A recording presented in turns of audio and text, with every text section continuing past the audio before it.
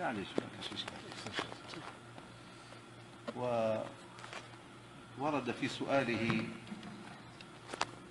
ما يدل على الحسرة الكبيرة مما وقع في تونس، وهو تلكم الأعمال الإجرامية التي وقعت في الآونة الأخيرة في بلاد تونس، ونحن نجرم هذا الفعل وننكره إنكارا مبالغا فيه، ذلك أن هذا العمل لا يمت إلى الإسلام بصلة، ذلك أن هؤلاء المجندين تحت غطاء هذا التنظيم الذي لا نسب له، فهذا التنظيم ولد دعي لا نسب له،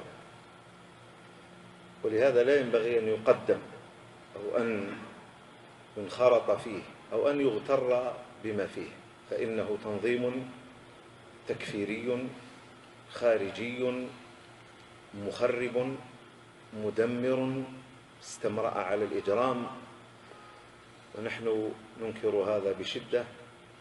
ويتبرأ أهل السنة والمسلمون من هذه الأعمال التي نعتقد أنها محرمة، ونجر على هذا تضييق شديد على إخواننا المستقيمين على الإسلام والسنة، وصار ربما يضايق عليهم كما جرى عندنا نحن في الجزائر في السنوات العجاف التي انتشر فيها القتل والتقتيل والأعمال الإجرامية، ولا أسميها الإرهابية لأن الإرهاب مصطلح لم يحدد بعد، لكننا نصفها بالأعمال الإجرامية لأن الإجرام واضح المعنى لا يختلف فيه اثنان من العقلاء. ونقول لإخواننا في بلاد تونس ينبغي أن تثبتوا على دينكم وعلى استقامتكم، وهذا من البلاء الذي امتحن به المسلمون، كما قال الله جل وعلا في سورة العنكبوت: ألف لام ميم أحسب الناس أن يتركوا أن يقولوا آمنا وهم لا يفتنون ولقد فتنا الذين من قبلهم فليعلمن الله الذين صدقوا وليعلمن الكاذبين.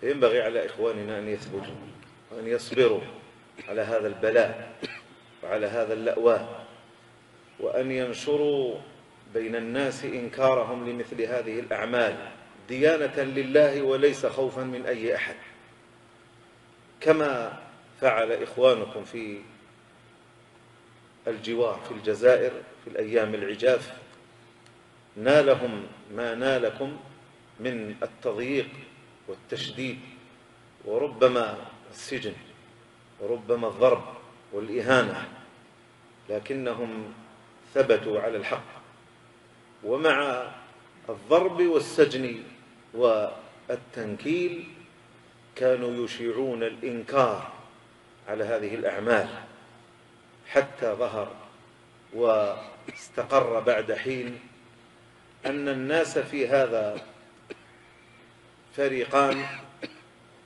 فريق هو في طريق المجرمين، وفريق بريء من هذا الإجرام بالكلية.